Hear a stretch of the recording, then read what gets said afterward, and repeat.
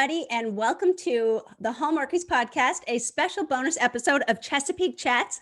I am Kari, and Kaycee, of course, is here with me as we love talking about everything Chesapeake Shores together. Hi, Kaycee. Hello, and we are so excited to share our very special guest, who is Mr. Carlo Marks. Welcome to the podcast, Carlo. Thank you for having me. We got a real alliteration going on with our names here. Yes. We do. That's just the best way to do it. That's so great. No, we're so happy to have you on, not just Chesapeake Chats, which we love talking to the actors and then Fief and Mark and talking about the stories, but on the Hallmarkies podcast itself. So Carlo, would you tell us a little bit about how you got started in acting and how you got started at Hallmark, actually? In acting, my parents ran a community theater when I was growing up, so it was kind of always around.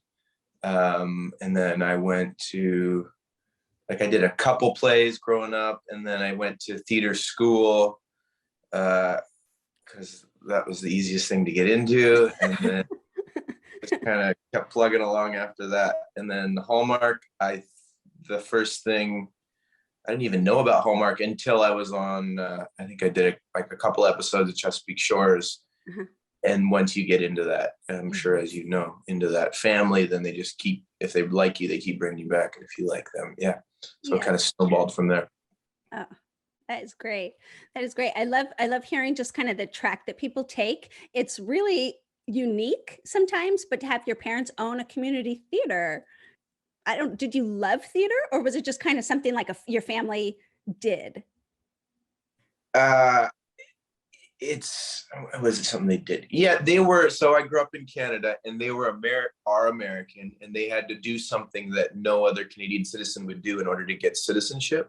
Oh, sure. So they were to be landed immigrants, and it was, I don't think they made any money, but it was just kind of always, we were around it all the time. They were always doing productions. My dad directed, and my mom did everything else. She made the posters and the costumes and stuff like that. Wow. So it was always seemed very fun and kind of magical because it was, the whole community would be there, and it was, very enticing. That's cool. Did you have a favorite play specifically that you were in, or one that stands out from when you were younger? I was only in, I think, one of their plays, but then I'd help behind the scenes. I was in a play called Cavern of the Jewels. Okay. Or a spoiled rich kid, or my dad was, I can't remember. I was very young. And then I did the lights and sound as a young person. I think I did it for Harvey. You guys know the play Harvey? I do. It's with that giant imaginary bunny. That's right. Yeah. Mm-hmm. Know that. Were you the imaginary bunny? No, I wasn't in it. I did the lights and the sound. Yeah, that's right. I was the imaginary bunny. Great. Yeah. That's fun. So you still do theater every once in a while? Every once in a while. I did a play right before pandemic in Vancouver, and I've directed and been in a couple plays as a grown person at that little community theater. That was kind of nothing was going on for a while. So I started to do that again. Nice. I have a question. Were you trying to save the theater? Because that feels like that would be really in line with the Hallmark movie. It sounds like a movie I would watch. It does feel like save the theater. Yeah. Well, my friends wrote a Hallmark script. I don't know if they ever did it, but it was about community theater, and they wanted me to be in it, and I was like the stage carpenter or something. Oh. Yeah. Yeah. I don't know whatever happened to that. Yeah. Huh. You need to get the ball rolling on that one again. Yeah. No, you're right, because it does sound like it. Yeah. You've probably seen a lot of Hallmarks. Has there ever been one that centers around a community theater? Well, there has been. Last year, there was A Dickens of a Holiday, where Christopher Palaha goes back and plays Scrooge in a community theater production. And who does he fall in love with but none other than the director, Brooke D'Orsay. Oh, okay. Well, maybe they stole the idea then. That kind of sounds, that sounds reminiscent. That is so Hallmark. You just gotta, it's okay. You gotta redo it again. That'll be fun. We'd watch. We'd like to take a second and thank our sponsor for this episode of the podcast. From the hosts of the podcast Home for Hallmark, Molly and Brad now bring readers their debut novel, If Only Christmas Would Come. An instant Amazon bestseller, If Only Christmas Would Come transports readers back to Prince Edward Island during the era of Anne of Green Gables and features a strong-headed, cranberry farming, jeans-wearing heroine and a playboy with a family secret. Reviewers agree this book is a fluffy, steamy, predictable Hallmark movie masterpiece. If Only Christmas Would Come is available on Amazon and at Barnes & Noble now. Visit at Home for Hallmark for more info. That's at Home for Hallmark, and you can use our affiliate link in the description below. Well, you had a big month already, actually. If we're talking Hallmark, you had the series finale of Chesapeake Shores air a couple weeks ago, and a KISMET Christmas movie aired on the very first weekend of Countdown to Christmas. So congratulations on those two. What does that mean for you now? Are you just resting? Are you done? Or is it all work and no play for Carlo? Are you on to the next project? Yeah, I mean, that's kind of the life of an actor. It's all work and resting, as you said, or just anxiously waiting for your next gig. I'm not so good at resting, but yeah, I think I might be doing something coming up here in November. I probably can't talk about it yet, so I'm not sure. But yeah, hopefully, because I have been just resting for a couple months. Gotcha. Everyone needs to rest, Carlo. You're better for it. Yeah. You're right. Yeah. Well, we will eagerly anticipate whatever your newest project will be. So we'll definitely keep an eye out and definitely support that. But taking a walk back down memory lane with Chesapeake Shores. So your character, David Peck, has been pretty like a staple in the Chesapeake Shores world. Since season 1, right? You come in, I think. I think I was in like the last episode or last 2 episodes or something of the first season. Yeah. And I will say, I mean, your character is a very beloved character. I remember like from watching from the very beginning, a lot of people are like, we just love David. He's so great. He's so stable. He's like the yin and yang for Jess, like, you know, she's all up and down, and then he's very steady and stable for her. But then in this season, you've kind of did a little bit of a flip where David's character had a little bit more emotional situations going on with his father. How is that like for you as an actor, being able to expand your range in his character?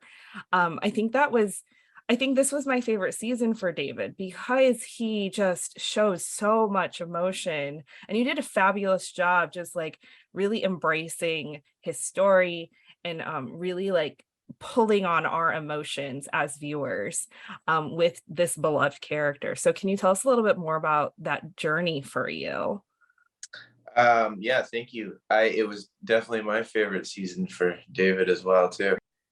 Yeah, you know, what did we did 6 seasons, I think. So I was like 5 of them. Yeah, like you said, he was kind of a rock and pretty stable, and we had I think there was a lot of humor in our scenes. We had like almost like old school sitcom humor, you know, like, or like Faulty Towers humor, like dealing with a hotel falling apart and that kind of stuff. Yeah. But then, this season, I guess they started last season, the thing with my dad, the whole Bernie Madoff thing. Yeah. And I was pretty excited when they told me about it, and I wasn't sure how it was going to manifest because you're like you said, he hadn't really had anything like that before. So I wasn't sure where it was going to go, but I was pretty pleasantly surprised with the stuff they gave me. I never thought I'd be in a jail, right? Talking to my dad through the bars. I didn't see that when we started the show. So that evolution was something I was very grateful for and very excited to sink my teeth into and excited that they took it as far as they did. I wish we saw it play out in more detail, like what happened, you know, and all that, but we didn't. If we had another season, maybe.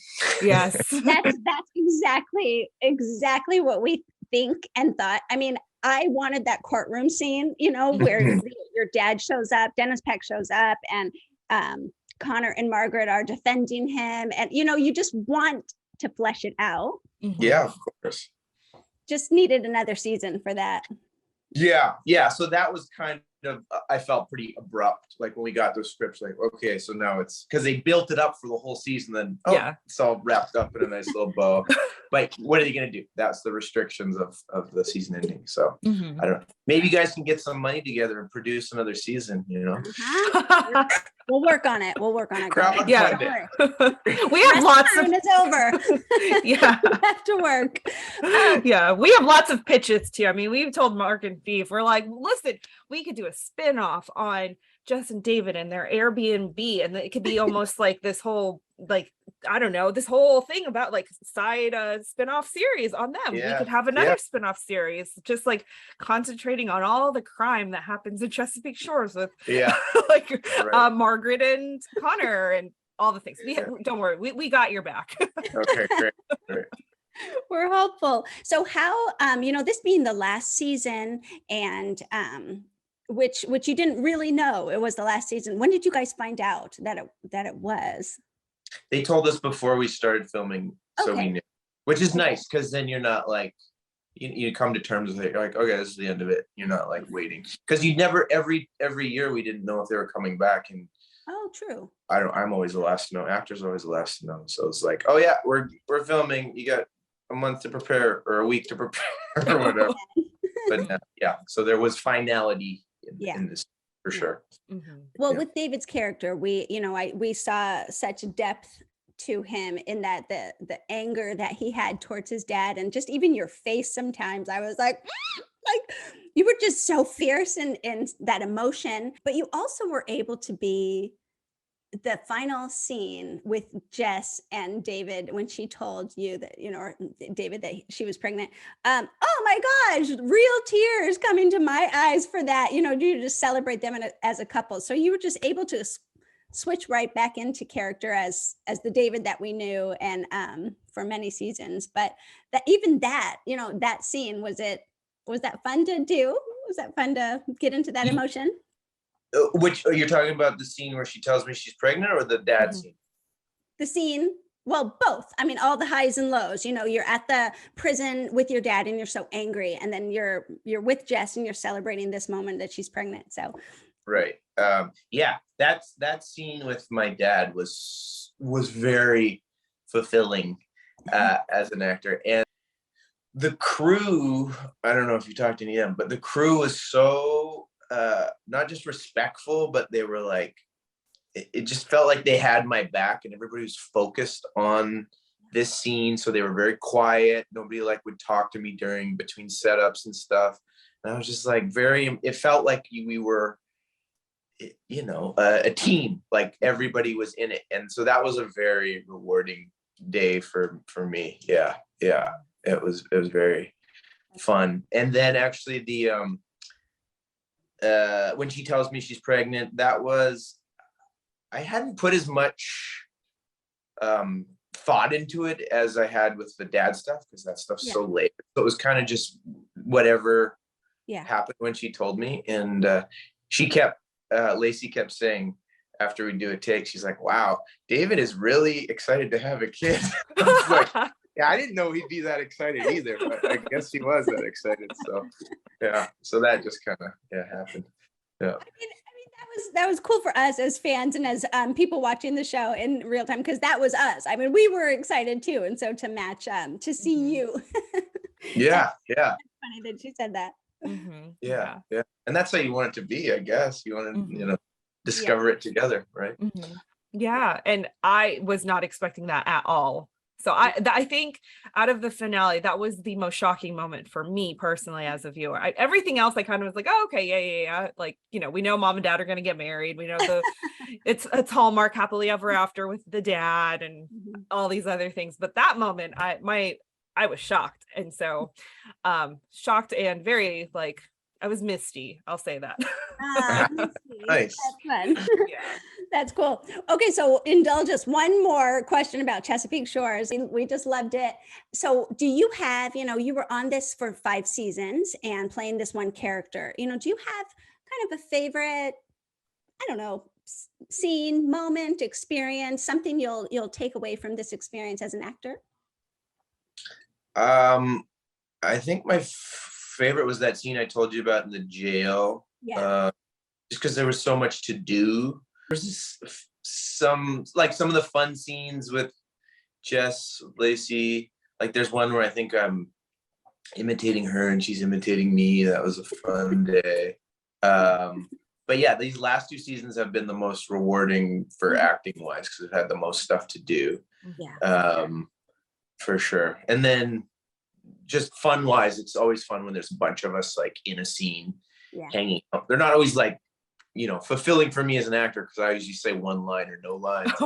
but it's fun just to hang out and tease each other and stuff. Yeah. Yeah.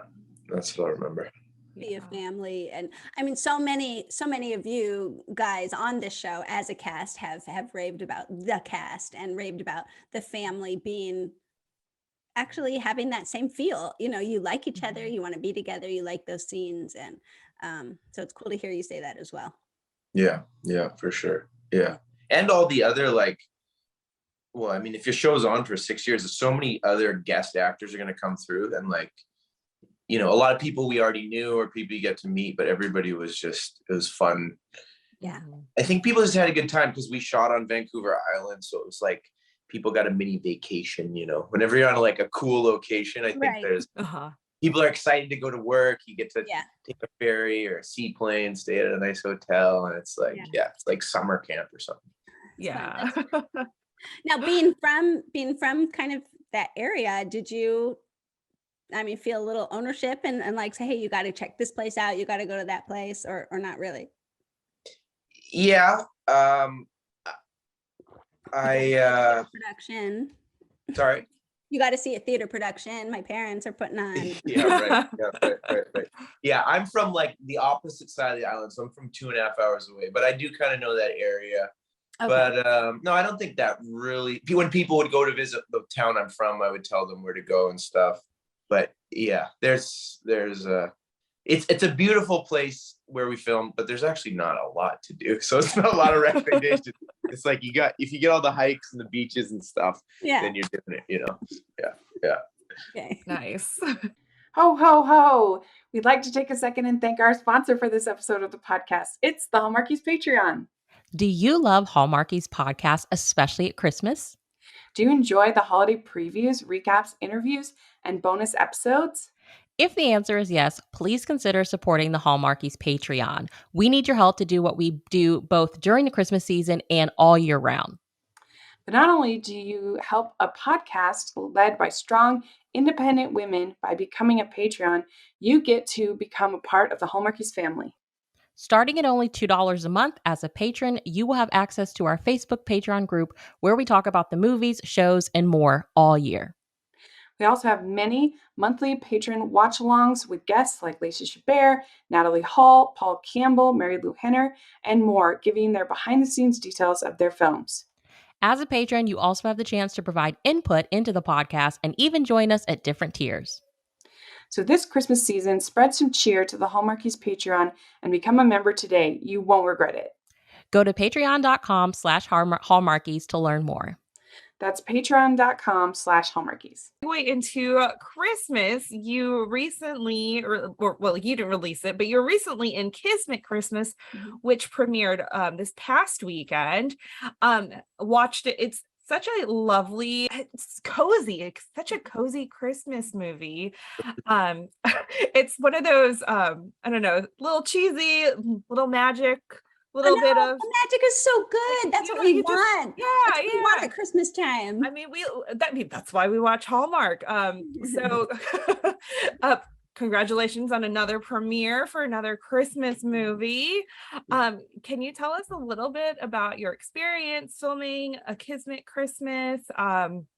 just anything about like what was it like working with your co-star, and the little girl who played your daughter. She's so precious and very precocious. Mhm. Yeah. Yeah, she's great. Yeah. She was very precocious. That's a good word. I like both those adjectives you used, cozy and precocious. That one was that shoot was a little odd because we got shut down for a week for COVID. Oh no. So it took a little bit longer, and then it was like, trying to get back into the groove of we shot one day and then we shut down. So trying to get back into the groove of things took a little longer. Yeah, I saw it. It turned out great. The girl that played my daughter, her name's Ruby, and she's fairly new to acting. She's only been doing it a year, but like you said, she's very precocious. She's got great energy. She's not afraid to be on set. And her mom was with her most of the time. Obviously, she's got to have a guardian, and she also brought her baby sister to set, who was like, I think 1.5 or something, and she was cute too, and she would like grab people's hands and stuff, and like, so it was nice having them around on set. Like they lifted everybody's spirits, and it was good. It was really good. And that one was another really good crew that works together a lot and does a lot of homeworks too, so they worked well as a team behind the scenes. And then Sarah, I'd never met before, and she was pretty funny. Yeah, she has a great sense of humor. And I liked hanging out with her too. That was fun too. And Mary Lou, I'd never met her before either. Have you talked to her? Oh, yeah, we have. Yeah, we did a Q&A with Mary Lou one time, and I could just listen to her stories forever. She is just so fun to talk to, and because she remembers every single day of her life. It's crazy. Yes. How? Yeah. Yes. She has a story for everything. It's great. Just lives in the moment, like she's 100% like there, so she just like locks it in her memory. There's Sarah. You mentioned Sarah. I believe this was her first foray into the Hallmark world. Actually, we've seen her in, wasn't it? Yeah. It was. Okay, then it was smart to put her with a beloved male actor that we all want to watch your movies, to introduce her with you as the co-star was obviously strategic, but I really enjoyed her. I hope she sticks around and makes more Hallmark movies. Yeah, I wonder, I don't know if she will. I think she liked it. She was a little, like you said, she was new to it. And it is kind of different. They're very quick and so we'll see. I've talked to her a little bit afterwards, and she likes the response she's gotten because, you're one of them. Hallmark fans are so positive and supportive. Yeah. So I think that's a nice little pleasant surprise for anybody that comes and works for them, right? Right. All that support. Actors love that. Positive feedback. Right. We need it. It's funny that you say, like, if it's her first experience, she's kind of just ruminating on like whether or not she'd do it again. But I think Hallmark gets in you. I mean, it gets in your blood. It makes you're like, I could do another one. I want to. You might see her again next Christmas. Yeah. Here's to hoping. Yeah. A little peek behind the curtain. Did you film that during like the summertime? Because I know that's typically a thing. Yeah. Oh my gosh. We filmed that also in Vancouver Island in Victoria, and it was you guys watched it, right? That scene where at the cabin and cutting down the tree. Yes. It was literally the hottest day of the year. So like I said, heat exhaustion. We had to like wear ice packs under our clothes and stuff. Oh gosh. It was so hot. Yeah, the whole shoot was pretty warm. Yeah, it was. Yeah. It was definitely summer, and you can see like in the scenes, but maybe it just looks like a Christmas glow, or that's what you can. But you can see us like pretty red. Yeah. Well, I thought the set location was actually pretty cool and clever because, like, if you do film in the summertime, which we typically understand that you do, they had like this, like, sunken little market area that you filmed. You filmed a lot of like the scavenger hunt and town announcements and things like that. And I felt like Oh, that's kind of nice because you don't see the full beautiful summer trees or anything. Like, I didn't know if that was who picks the locations for these things, but that was pretty cool. I'd never been in that location before either. That was great. And it had that real like old timey Dickensian feel to it too. Yeah, I'm not sure about that. Probably the producer, maybe Beth Grossbart is a producer of that, and she is a master, so she probably found that. Yeah.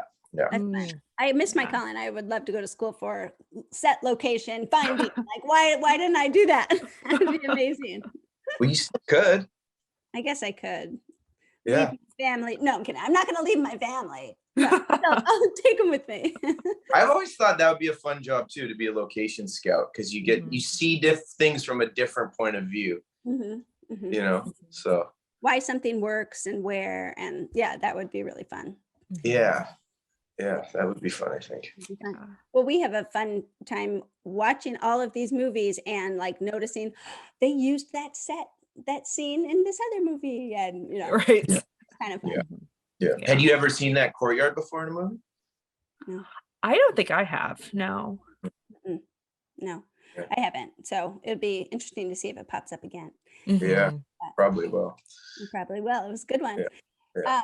So the movie, I highly recommend it. It was a great start to Countdown to Christmas. It was that Christmas magic, the rekindling of an old flame, and the wonderful little kid, and Christmas is all about kids and everything. So it was a strong start, and I just thought it was great. Okay, I'm glad you liked it. We'd like to take a second and thank our sponsor for this episode of the podcast. It's the Hallmarkies merch store. Are you looking for that perfect gift for the postable, Hardy, or Hallmarky in your life? What about getting that t-shirt or hoodie that will help you stand out at your next holiday party? Now is the time to check out the Hallmarkies merch store. Full of festive designs by artists like Jessica Miller, Carrie from Hallmark Comics, and more. You can even have more than just shirts, but totes, cell phone cases, notebooks, mugs, and more. And it isn't just Hallmark. We have designs for Anna Green Gables, Man from Snowy River, The Nanny, and more. Every purchase at the merch store goes to help support the podcast and allows us to make the great content you know and love. There are frequent sales, so go to tpublic.com/stores/Hallmarkies or see the link in the description. That's tpublic.com/stores/Hallmarkies. Let's see. We have a couple fast questions for you here about Christmas as we get going on Christmas, Countdown to Christmas. You have to tell us your favorite Christmas song. Silver Bells. Oh, is that true? Is that real? Or is that the first one you thought? No, I like that one. Is that the one? Silver Bells. City Sidewalks. What's the one? The City Sidewalks. Silver Bells. Oh, yeah, that's it. Yeah, that's a good one. I like that one. And then and then the Chestnuts. I like that one. Oh yeah. Oh yeah, chestnuts roasting on an open fire. Yeah, it's good. Yeah. Okay, so that's your favorite song. Awesome. Do you prefer baking cookies or having a snowball fight? Those are two very different things. Right? Which one do you prefer? I don't know if I understand the premise of the question. What do you think? One's outside and one's involved. Either or, quick. I enjoy cookie fights the best. You know what? That's very on brand for Hallmark. I mean, you always have a baking montage where they're wasting cookie dough, throwing it at each other. Good shortbread fight is my favorite. Yes. There you go. Kaycee, do you have any Christmas hot questions that you are dying to ask? Sure. Here's a controversial one. Is Die Hard a Christmas movie? Is Die Hard a Christmas movie? Yeah, I guess at this point it is, because you watch it at Christmas. Yeah. Yep. Fair enough. Wait, Die Hard. Not the one with Samuel L. Jackson and the part. That's awesome. Okay. So what are your Christmas traditions? Do you have any? Traveling or? I don't know. Growing up, my mom would always make these pecan buns the day of. I guess it's kind of a tradition or thing I have. I'm like a saver, so I'd always try to open my presents very slowly and then save one, so I'd still have one at like like an open right before I go to bed to just like extend Christmas. Aw, And I that's used to cool. drive like my little sister crazy because she would want to open them all at once. And I would, yeah. So I don't know if that's a tradition. Or Oh, That So that says a lot about you. You're a patient Yeah. man, I'm a anticipating. Virgo. Maybe that's what it is. so did she open all her or did you force her to also just like, no, I'm older, so you're gonna follow my rules? No, she would open them all at once, but then Oh, she'd shoot. read it. She'd have nothing left. No surprise. See? Yeah. Which probably Wow. kind of motivated you to hold out as long as you could Right, yeah. as a brother. I think I still have one left. Yeah. Yeah. 1990 Yeah. left.